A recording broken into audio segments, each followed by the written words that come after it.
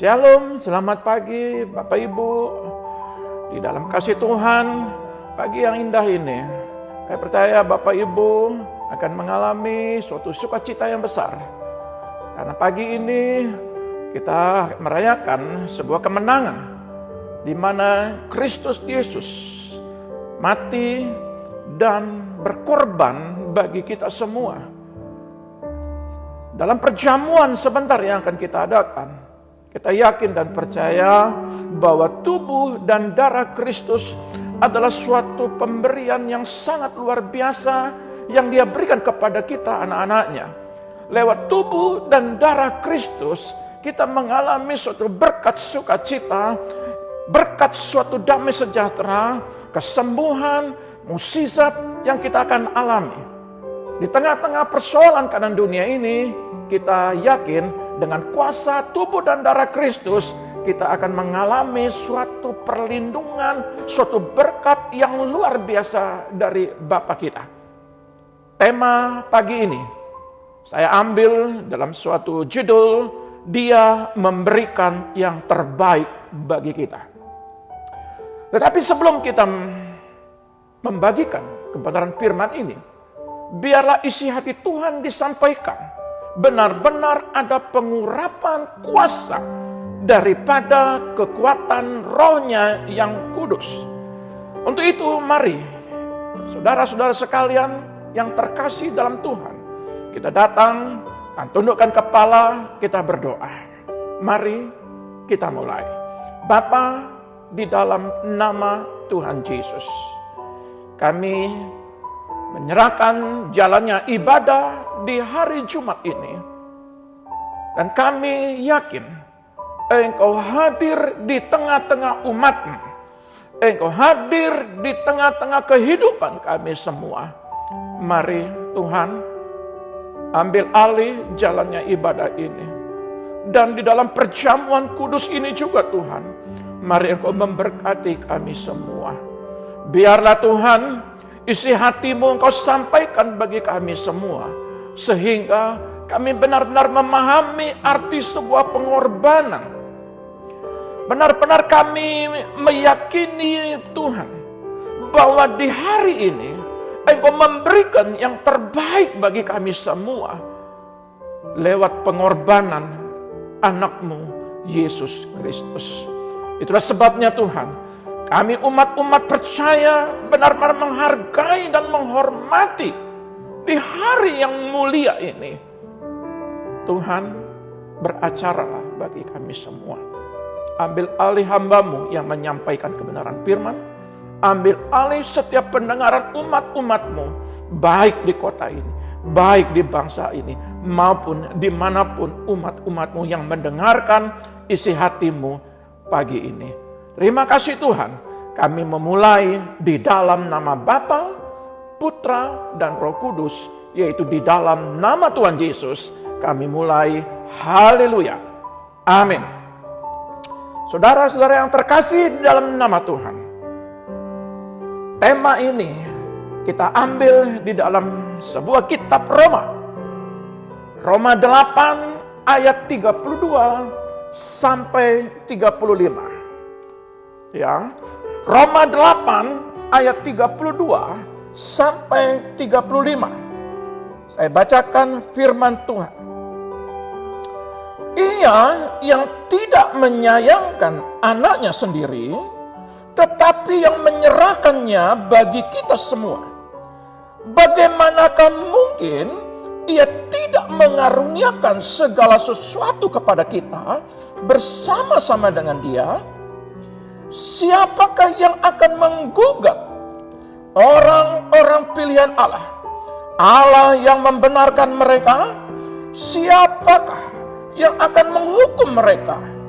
Kristus Yesus yang telah mati, bahkan lebih lagi, yang telah bangkit, yang juga duduk di sebelah kanan Allah, yang malah menjadi pembela bagi kita. Siapakah yang akan memisahkan kita dari kasih Kristus? Penindasan atau kesesakan, atau penganiayaan, atau kelaparan, atau ketelanjangan, atau bahaya, atau pedang? Pagi ini firman Tuhan mengatakan kepada kita, umat-umat Tuhan, Allah Bapa tidak menyayangkan anaknya sendiri. Ia mengorbankan anaknya untuk datang ke dunia ini, lahir hanya untuk mati di kayu salib. Dia rela memberikan yang terbaik bagi kita semua. Untuk itu,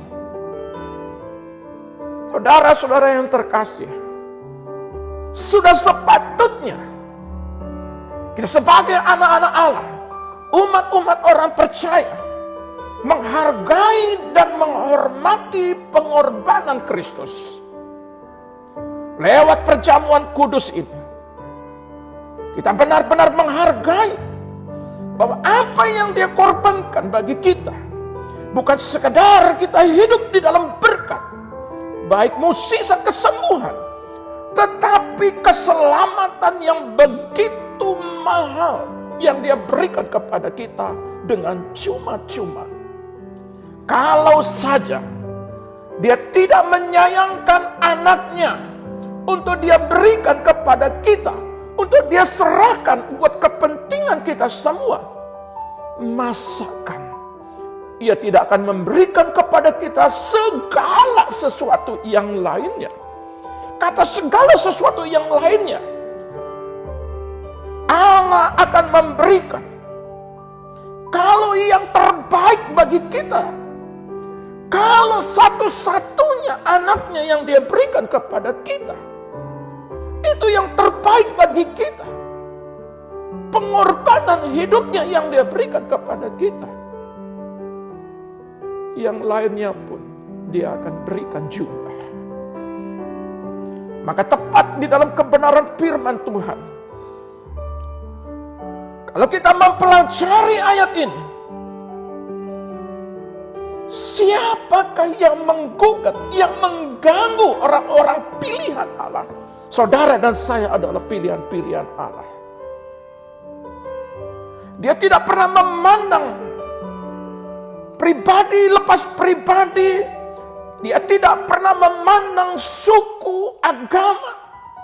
Dia tidak pernah memandang bangsa. Dia tidak pernah memandang orang kaya maupun orang miskin, kecil atau besar, tua atau muda, wanita atau pria. Kalau Dia memberikan anaknya yang tunggal untuk menebus segala dosa-dosa kita, maka yang lainnya pun Dia akan bertanggung jawab. Ketika Dia menciptakan dunia ini, Dia membentuk dunia ini. Bapak Ibu sekalian, kalaupun kita ada di dalamnya, kita mengucap syukur. Yang sulit saja Dia bentuk, yang sulit saja Dia ciptakan, bahkan Dia mengorbankan anaknya bagi kita. Apa sih yang paling sulit dalam kehidupan kita? Tidak ada. Tetapi cara pandang kita, cara berpikir kita, memang yang menganggap kita seolah-olah bahwa hidup kita tidak mengalami sesuatu, tidak mengalami sukacita, tidak mengalami damai sejahtera, tidak mengalami berkat-berkat daripada Dia. Kenapa itu bisa terjadi? Sebab itu firman hari ini kita belajar, Bapa tidak pernah salah di dalam mendidik anak-anaknya. Di dalam perjanjian lama, para nabi sudah menubuatkan bahwa bagaimana pribadi sang juru selamat ini lahir, dan bagaimana setiap kehidupannya, bagaimana setiap pengorbanannya itu diceritakan di dalam kitab Yesaya. Dia tahu, Dia mengerti bahwa ketika Dia hadir di dunia ini hanya untuk ada di atas kayu salib. Dia melakukan itu untuk kepentingan kita semua. Kita lihat bagaimana orang-orang menolak Dia. Kita melihat dan kita mendengar bagaimana orang-orang Israel, orang-orang Yahudi menolak Dia, menyalibkan Dia. Dan dia berkata, ketika kehidupannya sudah selesai di atas kayu salib, artinya dia menyelesaikan secara baik apa yang dikatakan oleh Bapa. Itu sempurna adanya. Dia lakukan dengan sempurna setiap kehidupannya selama 30 tahun. Ia memberi yang terbaik kepada kita semua. Untuk itu saudara-saudara sekalian, kita adalah orang-orang pilihannya. Kalau dia membenarkan kita yang berdosa ini, siapa lagi yang akan menghukum kita? Saudara sudah ditebus. Saudara diampuni. Saudara sudah dikuduskan. Lewat pengorbanan darah Kristus yang sebentar kita lakukan perjamuan ini, mari saya mengajak Bapak Ibu sekalian, hormati dan hargai. Bagaimana cara kita menghargai? Mari kita berhenti dengan melakukan dosa yang menyakitin hati dia. Saudara-saudara yang terkasih di dalam Tuhan, dia telah mati. Bahkan lebih lagi, nanti di hari Minggu kita akan merayakan kemenangan peristiwa kebangkitannya. Kita sangat yakin dan percaya bahwa Allah kita, bahwa Yesus Kristus ketika mati dan ketika dia bangkit, dia pergi kepada Bapa untuk membawa kita di kemudian hari nantinya. Maka kita mengucap syukur betapa luar biasanya pengorbanan Yesus Kristus Tuhan kita. Dalam ayat ke-35, siapakah yang akan memisahkan kita dari kasih Kristus? Kalau hari-hari ini kita mengalami penindasan, kita mengalami kesesakan, kita mengalami bahaya sekalipun, saudara yang terkasih, dia tidak pernah menutup mata. Dia tidak pernah menutup telinga buat anak-anaknya. Dia akan tuntaskan sejak dalam kehidupannya, sampai kematiannya, sampai kebangkitannya, sampai Roh Kudus tercurah, dia tuntaskan. Lewat nantinya, dia akan menjemput kita, anak-anaknya, mempelai-mempelainya yang terkasih. Itulah sebabnya Bapak Ibu sekalian, dalam kitab Roma ini, pelajaran apa yang kita dapatkan? Kalau kita lihat di dalam kitab Keluaran pasal yang ke-12 ayat 23 dan 29, bagaimana peristiwa kematian anak sulung dan bagaimana peristiwa Tuhan menyelamatkan umat-umat Tuhan di Goshen. Darah yang tercurah diberi tanda di setiap tembok-tembok rumah, setiap pintu rumah umat-umat Tuhan, supaya ketika maut yang menimpa anak-anak sulung di tanah Mesir tidak menimpa umat-umat Tuhan di tanah Goshen. Saudara lihat bagaimana tanda darah ini, betapa pentingnya. Murka Allah, jeritan tangis, kematian terjadi kepada anak sulung Mesir, tetapi dia menjaga dan melindungi anak sulung di Gosen. Tuhan akan membuat perbedaan. Kalau dengan darah hewan saja mampu menyelamatkan dari hukuman, apalagi darah Kristus.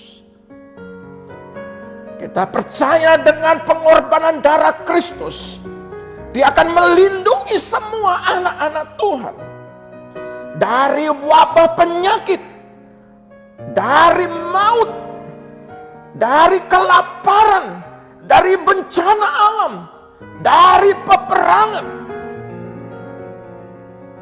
Darah Kristus benar-benar luar biasa. Yang sakit disembuhkan. Dengan darah Kristus, kita benar-benar mengalami suatu sukacita Allah.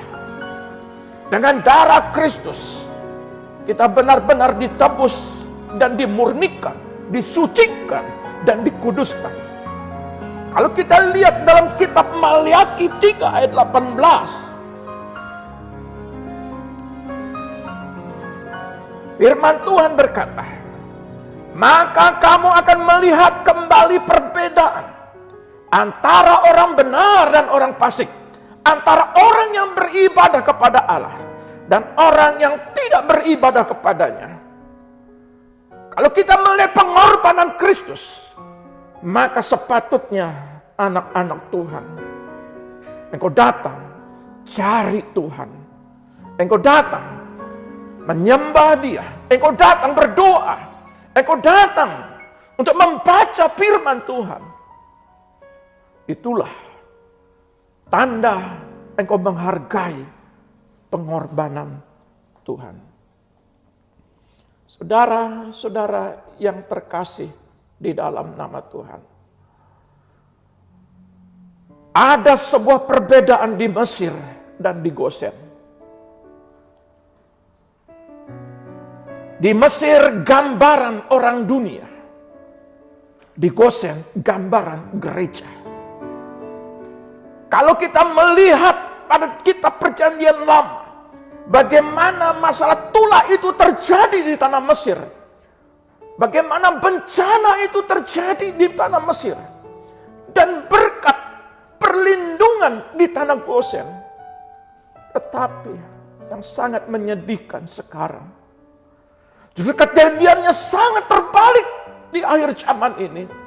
Di Mesir gambaran orang dunia bisa tertawa. Mereka mengalami pertolongan, mereka mengalami berkat. Bahkan tidak sedikit, banyak mereka mengalami kelimpahan. Di tanah Gosen, gambaran gereja Tuhan tidak sedikit, walaupun banyak juga yang diberkati. Tetapi ada banyak juga mengalami penderitaan.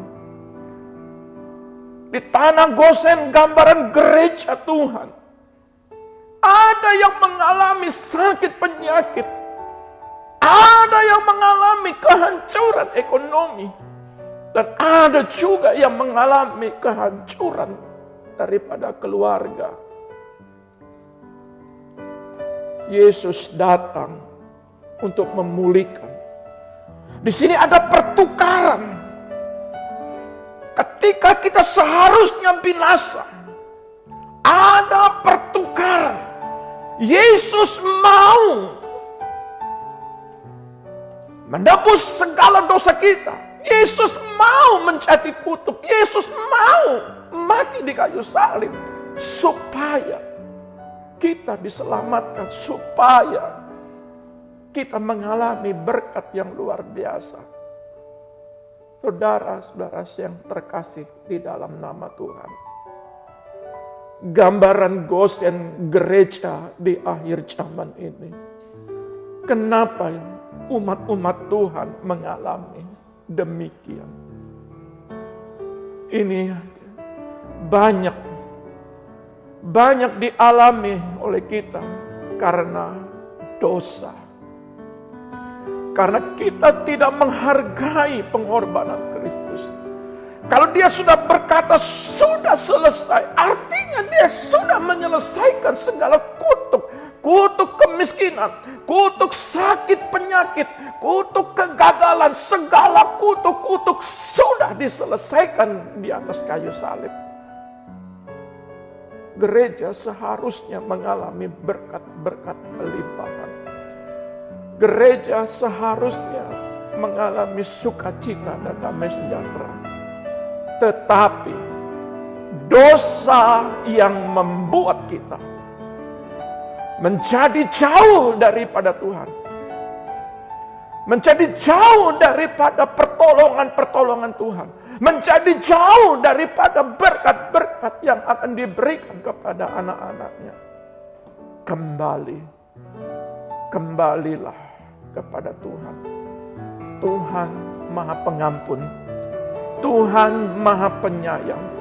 Kalau saja dia sudah menyelesaikan di atas kayu salib, dia pun juga akan menyelesaikan saat ini dosa-dosa kita semua. Dan dia akan mengembalikan hak kita. Janji bagi kita adalah janji berkat anak sulung. Kalau kita lihat di dalam kitab Kejadian 49, ayat yang ketiga, kita lihat dalam kitab Kejadian pasal yang ke-49 ayat yang ketiga.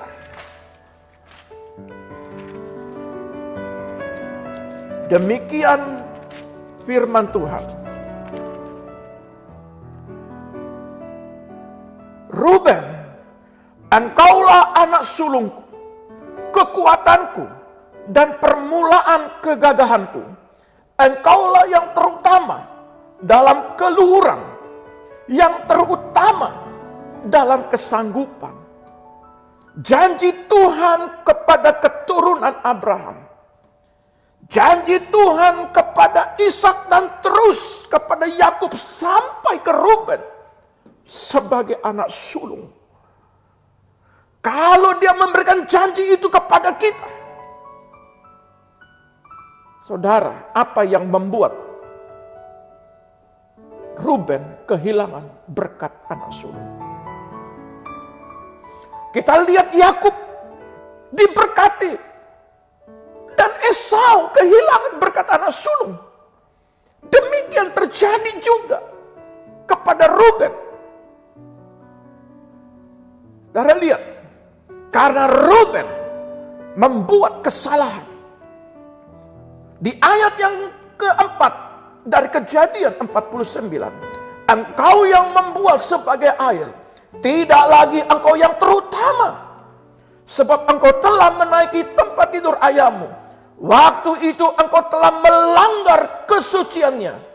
Dia telah menaiki petiduranku. Betapa Ruben melakukan sebuah dosa. Saudara-saudara sekalian, Tuhan mau kita hidup kudus. Ketika kita bermain-main dengan dosa ini, kita sendiri yang membuat, yang menutup segala berkat yang akan dilimpahkan kepada kita.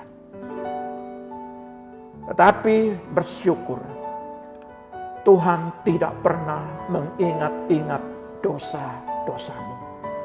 Dia mau mengampuni kita semua, asalkan kita mau berbalik kepada Dia saat ini.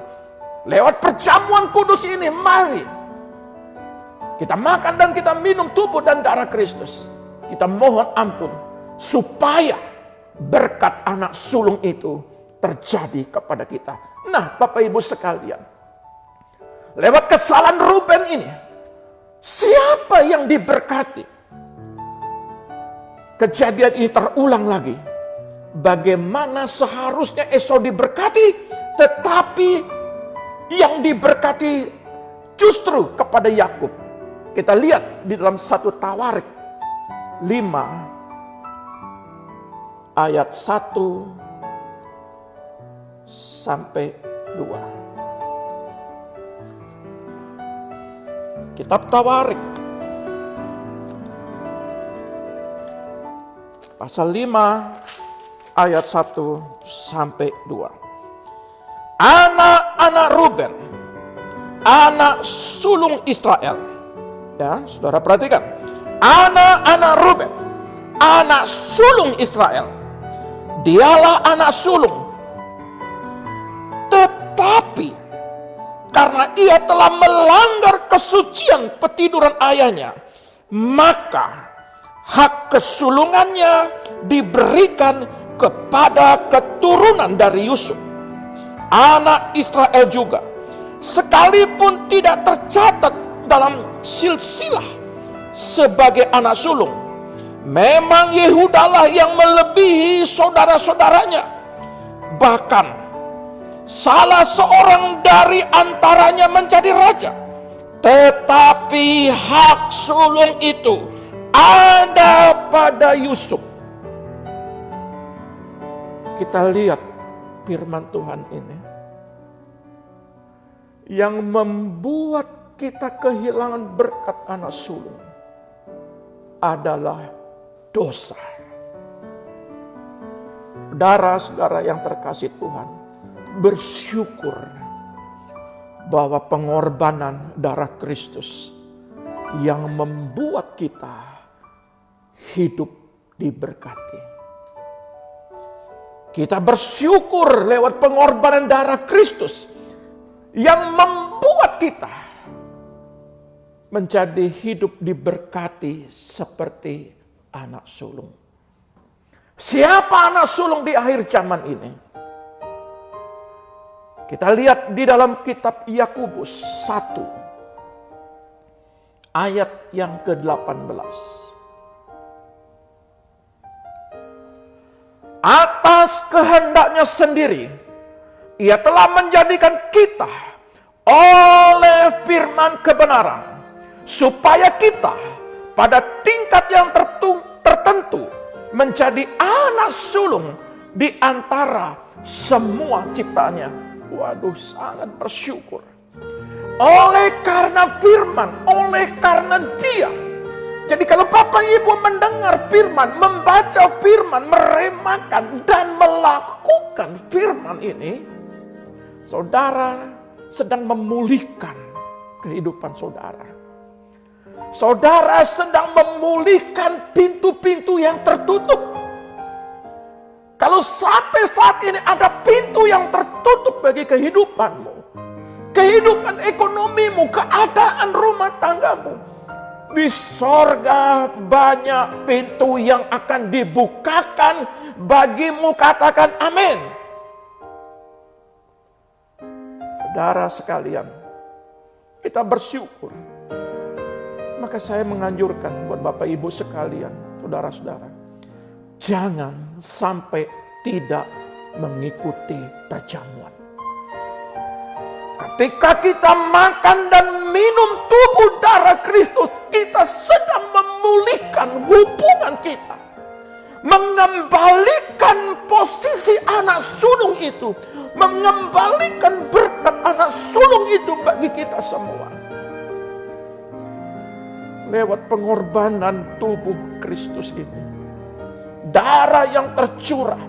Maka dikatakan, betapa mahalnya tubuh dan darah Kristus itu. Kalau itu mahal, berarti sepatutnya umat-umat Tuhan, umat-umat percaya harus menghargai dan menghormati tubuh dan darah Kristus. Kita lihat kebenaran selanjutnya. Kalau dikatakan supaya pada tingkat yang tertentu menjadi anak sulung. Waduh. Kalau di dalam terjemahan lain dikatakan atas kemauannya sendiri. Coba bayangkan. Ini atas kemauan dia. Dia ingin memulihkan bagaimana Adam dan Hawa jatuh di dalam dosa. Bagaimana Adam dan Hawa gagal membangun sebuah hubungan dengan Bapa di sorga. Yesus tidak mau gagal. Yesus menuntaskan secara sempurna. Oleh sebab itu, inilah kemauan dia sendiri. Maka di dalam kitab Lukas, Bapa, kalau sekiranya cawan ini lalu daripada, tetapi biarlah kehendak-Mu, Bapa. Tuhan, sekalipun dia berpeluh darah, dengan penuh ketakutan, tetapi dia mau tuntaskan buat Anda dan saya. Dia menjadikan kita anak-anaknya untuk hidup di dalam kebenaran. Ia melakukan supaya kita mendapatkan tempat yang utama. Dari semua makhluk ciptaannya, kita akan diposisikan, akan ditempatkan. Tempat yang paling utama bukan sekedar di bumi ini. Kita mendapatkan berkat double porsi. Kita diberkati di bumi. Dan kita diberkati masuk di dalam kerajaannya. Sungguh sangat luar biasa. Bersyukur bahwa Kristus memberikan yang terbaik bagi kita. Nah, siapa anak sulung di akhir zaman ini? Kita lihat dalam Ibrani pasal 12 ayat yang ke-23. Dan kepada jemaat anak-anak sulung yang namanya terdaftar di sorga, dan kepada Allah yang menghakimi semua orang, dan kepada roh orang-orang benar yang telah menjadi sempurna. Kita anak-anak sulung yang terdaftar di sorga. Haleluya. Saya bersyukur Tuhan, tidak sia-sia pengorbananmu. Saya bersyukur Tuhan. Terima kasih Bapa. Engkau memberikan berkat anak sulung bagi kami semua, jemaat-jemaat-Mu. Bagi anak-anak kami, bagi suami istri kami, bagi orang tua kami, bagi saudara-saudara kami. Terima kasih Bapakku yang baik. Oleh sebab itu, kalau di firman Tuhan dikatakan kepada roh-roh orang-orang benar yang telah menjadi sempurna, hendaklah engkau sempurna. Engkau hidup harus sempurna. Kita mungkin ada kelemahan. Kita mungkin pernah jatuh dalam dosa. Tetapi oleh kuasa darah Kristus akan membantu Bapak Ibu sekalian untuk disempurnakan mulai hari ini. Mari dengan perjamuan ini kita menyatakan, mendeklarasikan, Bapa, terima kasih buat tubuh dan darah-Mu. Hari ini juga saya diampuni, saya disempurnakan, saya dikuduskan. Haleluya. Terima kasih Bapa. Mari saudara, kita tundukkan kepala. Biarlah firman ini kita menghargai Dia. Kita menghormati Dia. Dunia sedang dilanda wabah. Dunia sedang dilanda kesulitan ekonomi. Tidak ada jalan lain. Tidak ada jalan lain.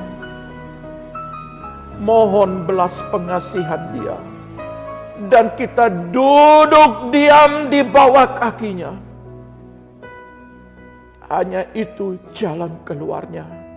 Hanya itu pintu berkat anak sulung akan dinyatakan bagi anak-anak yang menghargai daripada kuasa Kristus, menghargai tubuh dan darah Kristus. Bapa di dalam kerajaan sorga, hamba-Mu sudah selesai menyampaikan kebenaran isi hati-Mu. Sebagai hamba Allah, Tuhan, ampuni, kuduskan kami semua. Kalau Engkau berkorban dengan sangat luar biasanya, Engkau berkorban sampai selesai di kayu salib. Bahkan Engkau berkata, ampunilah mereka yang tidak tahu apa-apa, yang mereka ikut ambil bagian untuk menyiksa, menyangkal, menendang, memukul, meludahi. Yesus mengampuni mereka semua. Kalau hari ini kami melakukan hal yang sama, membuat sebuah kesalahan lewat dosa-dosa kami, Bapa, ampuni kami semua. Kami mau berbalik kepadamu, supaya di kehidupan ini kami benar-benar menghargai pribadimu.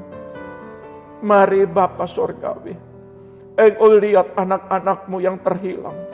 Kembalikan mereka semua untuk datang ke dalam hadirat-Mu. Hamba berdoa, Tuhan, Engkau berkati kami, umat-umat-Mu. Engkau berkati kota ini, bangsa ini.